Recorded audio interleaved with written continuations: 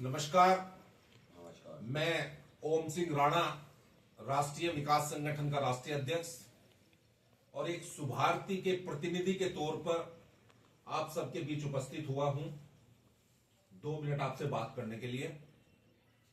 देखिए, शुभार्थी ग्रुप के संस्थापक डॉक्टर अतुल प्रसन्न जी एक बहुत बड़ा मिशन देश के हित में और अपने समाज के हित में लेकर चले हैं। उनका ये मानना है कि जितने हम लोग हैं यहाँ पर हिंदू को मानने, हिंदुत्व के, वो जातियों में बटे हुए हैं। उनकी परिकल्पना है कि जाति विहीन समाज हो, अपने सभी लोग एक होकर रहें। आज हो क्या रहे आप सबको पता है। कुछ बोलते हैं मैं जाट हूं, कुछ बोलते हैं राजपूत हूं, कुछ बोलते हैं पाल हूं, कुछ अलग ब्राह्मण, ये सब चल रहा है। मुझे लगता है उनकी इस बात पर ध्यान देना चाहिए। उन्होंने खुद भी अपनी जाति छोड़ दी है। उनके पिताजी का नाम भटनागर था।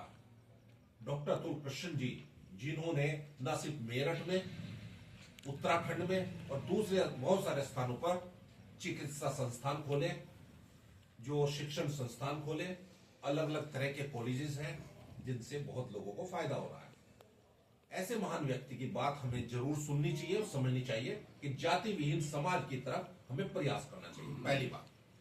दूसरी बात यह कि आज के युग में हर व्यक्ति पैसे की तरफ भाग रहा है, लेकिन आप लोगों को शायद कुछ को पता हो, कुछ को ना पता हो। यह हमारी जिम्मेदारी बनती है कि हम आप लोगों को बताएं। आज जब आपके गांव समोली में मैं अपने साथियों भाई कमरपाल नागर जी और राहुल जी के जरिए, अजय जी के जरिए यहाँ पर बैठा हूं, तो मैं आप सबसे कहना चाहता हूं कि आज जब हर व्यक्ति पैसे की तरफ भाग रहा है, डॉक्टर अतुल प्रसन्न जी जैसे महान व्यक्ति भी हैं जिन्होंने हमारे वीर सपूतों के लिए, देखिए देश है तो हम हैं।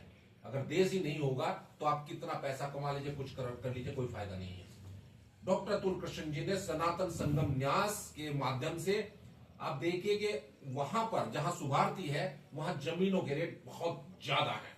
इसके बावजूद उन्होंने 6 एकड़ जमीन पर भारत के उन सपूतों के नाम से शहीद स्मारक बनाया जिनको लोग भूलते जा रहे हैं।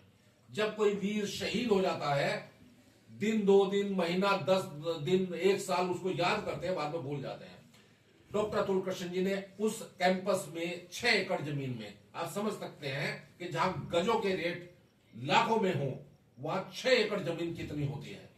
वहां पर टैंक रखे, वहां पर शहीद स्मारक का निर्माण किया, वहां एक कारगिल उपवन बनाया, हर शहीद के नाम से एक पेड़ लगवाया और उनके हॉस्पिटल में, उनके भवनों के निर्माण में उन्होंने जो नाम रखे हैं वो किसी न किसी शहीद के नाम पर, किसी न किसी क्रांतिकारी के नाम पर रखे हैं। तो मैं आप सबसे हाथ जोड़कर विनती करना चाहता हूं कि आप लोग डॉक्टर अतुल प्रसन्न जी जैसे एक प्राइवेट व्यक्ति, वो किसी सरकारी संस्था के उत्तराधिकारी नहीं है, वो एक सामाजिक व्यक्ति हैं। उनका जो कहना है उस पर हमें चलना चाहिए। जाति विहीन समाज की तरफ हमें प्रयास करना चाहिए। शहीदों और अपने सैनिकों और सैनिकों के परिवारों के प्रति हमारी जिम्मेदारी बनती है कि हम उनकी समस्याओं पर ध्यान दें, उनकी मदद करें।